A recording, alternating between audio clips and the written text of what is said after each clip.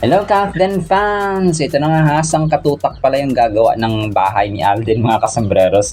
Tapos yung Catherine sa Girl Scout and marami pa tayong items mga kasembreros. Ito na nga hasang katutak pala Akala ko yung 10 lang kahapon yung gagawa ng bahay ni Sir Alden. Grabe, sabi niya dito sa caption niya, "Let's go Dream Team." Tapos hindi ko alam, baka mahigit 30 yata ito mga kasembreros. 2, 4, 6, 8, 10, 12, 14. Basta sobrang dami niya mga kasembreros, na mga 40 yata ito nagagawa sa mansion or sa bungalow ni Sir Alden. So, grabe. So, ito pa yung, ano yata ito eh. Ito yung, dito sa designs team lang ito mga kasembreros. Wala pa doon sa, yung mismong construction. So, grabe, no? Magkano kaya ang budget ni Sir Alden dito? Ilang milyon, no? Ang budget ni Sir Alden, mga kasembreros. Siguro, kulang-kulang mga nasa 1 billion din ito mga kasembreros, or sa 900 million. Kasi yung kay Ma'am Catherine parang 800 to 900 million eh. Yung pinagawa niyang bahay. So yun naman ay mansion nila ng buong pamilya. Yung sa Antipolo, Rizal. Pero itong sa kay Sir Alden. So pabonggahan. Grabe, ang dami ng ang tawag dito, ang dami ng gagawa sa hindi ko alam kung grabe. So, nagulat ako kasi biglang kahapon, 'di ba? Sabi ko parang 10 lang yung gagawa. So, tapos sabay bulaga ni Sir Alden dito. Ito, yung iba dito siguro part ng kunwari yung sa isa kanina, yung sa German Solar something. Parang yun yung magiging part ng kanya mga sa aircon or sa ibang mga gamit or appliances mga kasembreros. So, ang ganda ng kanilang dream team. Tapos yung sa nito si April. Ang kilala ko dito si April, si Pat, and so on mga kasembreros. So yung ibang mukha ay hindi ko na kilala mga kasembreros na, kasi syempre ay mga dito designs team ito mga kasembreros na kasamahan ni na Sir Pat mga kasembreros. So grabe, ang tindi mo Paps ang tindi mo Paps Alden, no? Grabe yung yung kanilang team mga kasembreros. So expected itong napakaganda at pulido. So and then ito next item natin mga kasembreros. So itong may isang Shuvi fan na nagpost sa Instagram, sa Facebook mga kasembreros, no. So parang pinagkumpara or pinagtabi mga kasembreros sina Ma'am Shuvi at saka si Ma'am Catherine Bernardo, no, bilang mga ambassadors ng Girl Scout of the Philippines. So ang cute lang kasi si Shuvi, no, Boy Scout of the Philippines naman itong kanyang ni-represent mga kasembreros, no. Shuvi Estrata Scout Ambassador ng the Boy Scouts of the Philippines. Tapos yung Catherine naman sa Girl Scout mga kasembreros, no. So ang cute lang ng kanilang tandem. Pero ito po ay lang fan-made mga kasembreros, no. Pero totoo po ito kasi 6 years ago itong kay Ma'am Catherine ay naging part talaga siya ng Girl Scout of the Philippines, or naging ambassador siya mga kasembreros ng Girl Scout of the Philippines, na kung saan niya ay kasama niya dito si Mami Min, at saka dito ni si Lexine yata ito mga kasembreros na yung kasama ito maliit pa. Tapos parang yung motto or vision ng Girl Scout of the Philippines ay sinilita nila or minention mga kasembreros, or nag-oath, parang something like that. Tapos may isa dito si Ma'am Catherine ay nagsalita siya mga kasembreros, no, parang sa isang stadium talaga siya mga kasembreros. Tapos niya ang cute mga kasembreros ni Ma'am Catherine na nakakulay green sa PICC ito mga kasembreros. Ang galing kasi ngayon ko lang din nalaman na naging part pala siya ng naging ambassador ng Girl Scout of the Philippines mga kasembreros. So ang ganda, ang kulit lang mga kasembreros. So ito pa ay 6 years ago pa mga kasembreros, lilinawin ko lang po. So ang cute lang. And then ito, next item natin mga kasembreros, si Sir Alden, ang dami niyang din-drop dito na may isa dito na parang umuupo siya sa kanyang Instagram account mga kasembreros. Parang umuupo siya tapos tinitingnan niya yung yung mga na-edit na part ng out of order. And by the way Showing na today, no? Munti ko na makalimutan. Showing na today mga kasembreros ang Out of Order sa Netflix mga kasembreros. So panoorin po natin. So deserving talaga na panoorin ito mga kasembreros, no? Yung Out of Order na pelikula ni Sir Alden mga kasembreros, kasi napapanahon talaga siya. About justice, no? About relationships ng pamilya. Basta, no? Ang ganda mga kasembreros. So kailangan mapanood natin ito mga kasembreros, in the name of the law mga kasembreros, or sa batas at hustisya. And then ito, si Ma'am Catherine, no, nag-post lang si Ma'am Naibara ng picture ni Ma'am Catherine na sobrang ganda.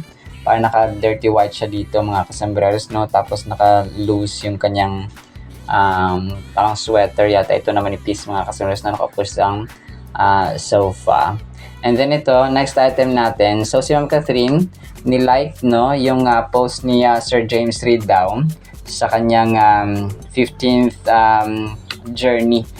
year journey mga kasembreros, na nanalo siya ng kumapa ng Pinoy Big Brother mga kasembreros sa kanyang Instagram. So ang post dito ni Sir James Reid ay, "Blessed to have you all in this journey." So ito po ay part ng ng kanyang yung maliit pa siya, tapos nanalo bilang PBB big winner mga kasembreros, no? Talagang sinuportahan lang ni Ma'am Kath mga kasembreros si Sir James Reid. So ganoon naman talaga no? Kasi magkakaibigan ito sila, and wala namang kumaga pa intimacy mga kasembreros or relationship, kasi may Ma'am Isa Pressman na po si Sir James Reid. And then ito, another post ni Sir Alden mga kasembreros. So ito yung Filler G German Solar. So ito yung magiging part yata ng kanyang mansion mga kasembreros, na excited to power up your home with clean energy. Parang siguro yung type ng bahay ni Sir Alden, organic, or kumbaga pa parang environmental friendly mga kasembreros, no? Kasi knowing Sir Alden, advocate siya ng ganun mga kasembreros, nature, yung tahimik na lugar, and so on. So parang gusto niya parang renewable resources, no? Kagaya ito sa amin, talagang mapaprobinsya na setup mga kasembreros. So parang ito yung gusto ng ni Sir Alden, no? Hindi pa natin alam kung saan address ng bahay ni Sir Alden, pero soon, no, malalaman din po natin. So dito po ay and always with our favorite design, sweetheart, Pat Kaunan. So design, sweetheart. So ito yung parang solar energy mga kasembreros. Kagaya ito sa amin, meron kaming mga solar na mga ilaw mga kasembreros, no?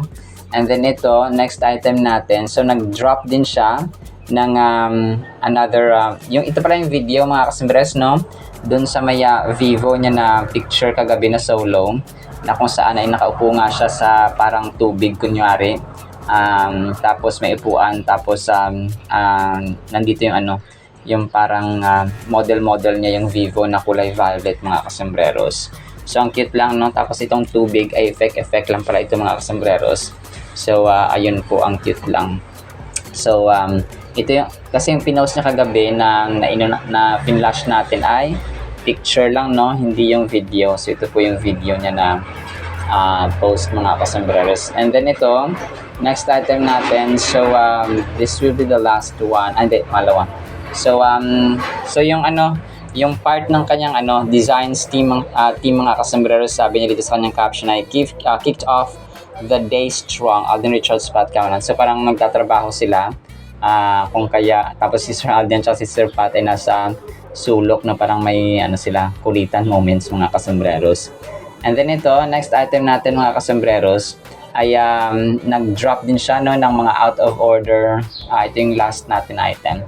Nag-drop siya ng mga out of order dito, mga teaser mga kasembreros, no? Reminding na ngayon na po ang showing ng out of order sa Netflix.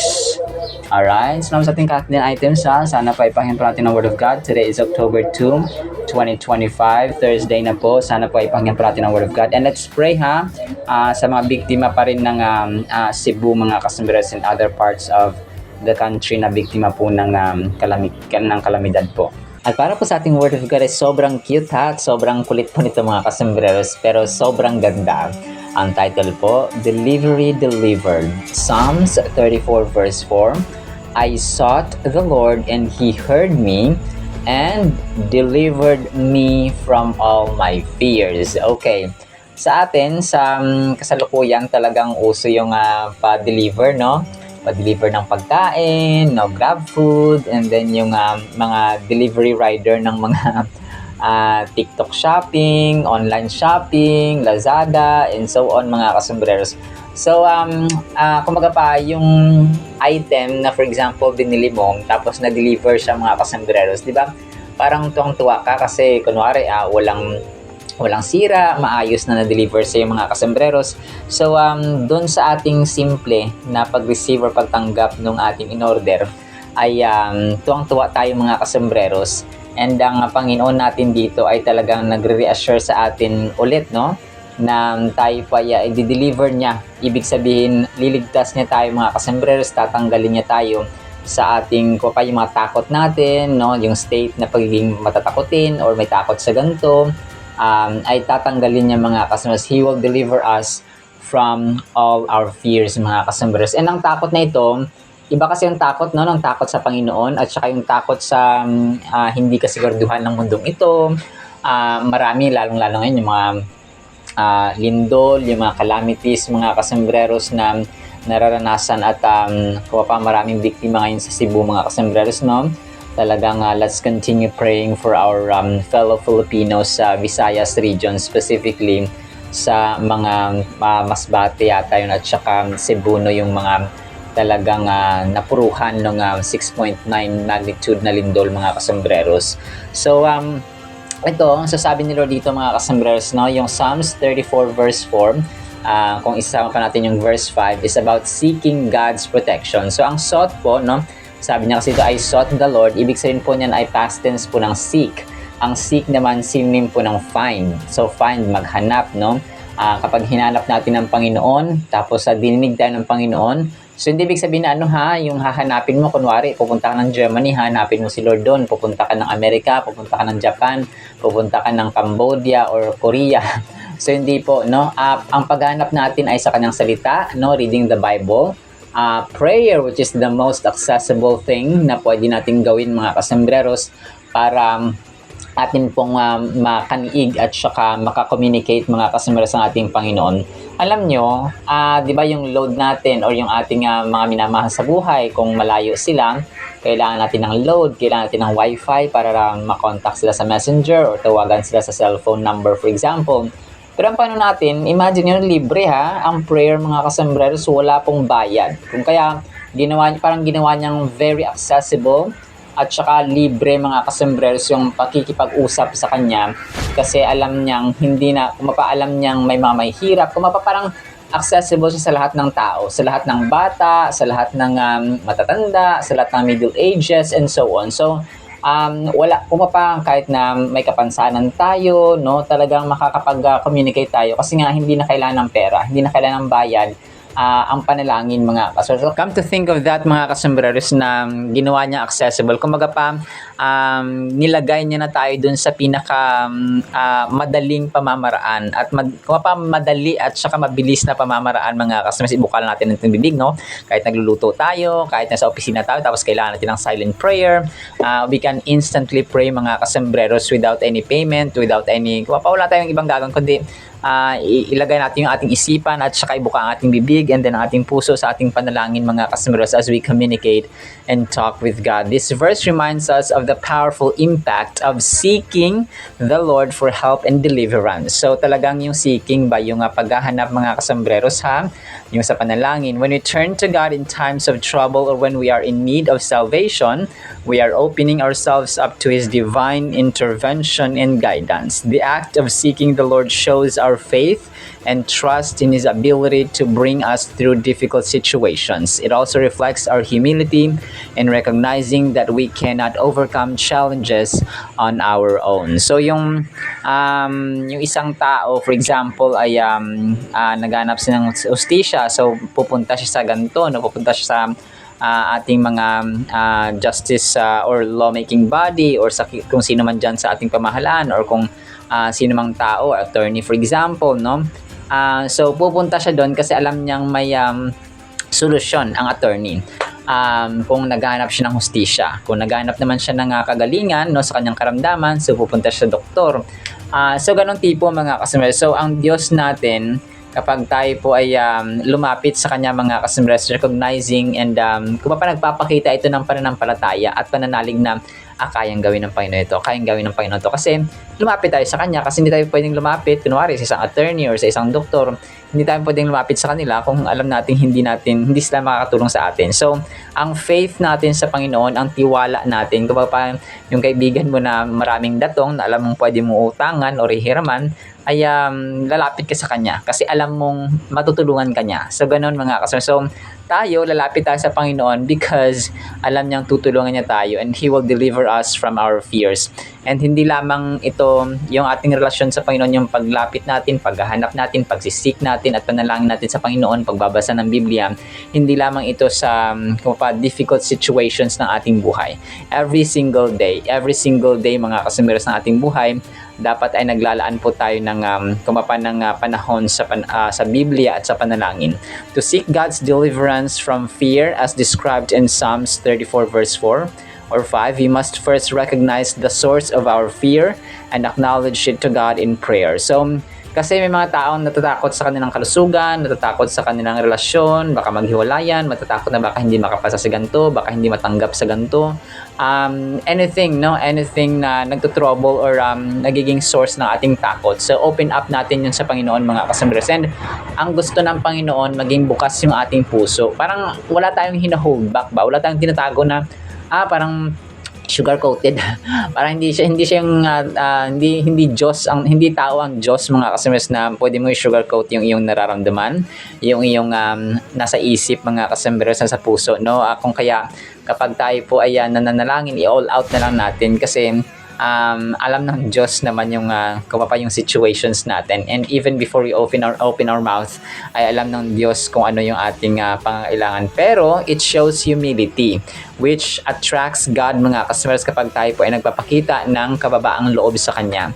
Kasi the more that we humble ourselves, the more that God will hear us and lift us up mga customers. Seeking God's deliverance from fear. So meditating on God's word and reminding ourselves on His faithfulness can help us find strength and assurance in His presence. So we can shift our perspective from our fear or from fear to faith by focusing on God's goodness and power, knowing that He is with us and will never leave us. So talagang tiwala, no? Nandun yung faith, yung pananampalataya, mga kasembres, yun talaga yung susi. Na lalapit tayo sa Kanya because we trust Him, we depend on Him, and we know and we believe mga kasembres, naniniwala tayo 200% sure na ang Diyos natin ay didinggin tayo at i-deliver niya tayo mula sa ating mga takot sa buhay. So, ang takot sa Kanya, divine or holy fear, tama yon, pero ang takot sa mga bagay-bagay ay ilatag natin at ibigay sa ating Panginoon mga customers. Additionally, seeking God's deliverance from fear requires us to actively pursue peace and joy in Him. So, this may involve engaging in practices such as worship, praise, and gratitude, which help us cultivate a spirit of trust and reliance on God. So, ang ating pananampalataya, hindi lang porke humingi tayo, Lord, ganito, ganyan. So, dapat may ginagawa rin tayo. So, yun nga, yung pagsunod sa kanyang banal na kasulatan, kanyang banal na utos, mga kasembreros, na mabasa at natatagpuan natin sa Biblia. So, hindi naman kasi ibig sabihin na nanalangin ka ngayon, bukas ay gagrant na agad ng Panginoon or mamaya or may mga tipong gano'n, may mga time na gano'n na pag panalangin mo yun bukas nangyayari. Pero hindi gano'n ang instances parati. May mga times na inaabot ng taon, may inaabot ng 1 year, 2 years, 5 years, 10 years, 20 years, 40 years. So gano'ng tipo mga kasas. Pero ang Diyos natin kapag nangako siya, at depende yun sa ating pananampalataya, sa ating pagiging masigasig, pagiging masipag, no, sa kanyang kaharian din mga kasas. It depends on the level of our faith sa Kanya. Tiwala ba at saka pananalig. Alright, so delivered. So yun po siya mga kasumras. So yun lamang po sa ating Word of God, ha? Nawa po ipagpalain po tayo ng pag-ibig, pananampalataya, pag-asa, at saka pananalig palalo mga kasumbrados na tayo po ay ililigtas ng Panginoon mula sa mga takot at sakuna ng buhay. In Jesus' mighty name we pray. Amen and amen. See you sa next segment mga kasumras, and paalam po. I love ya.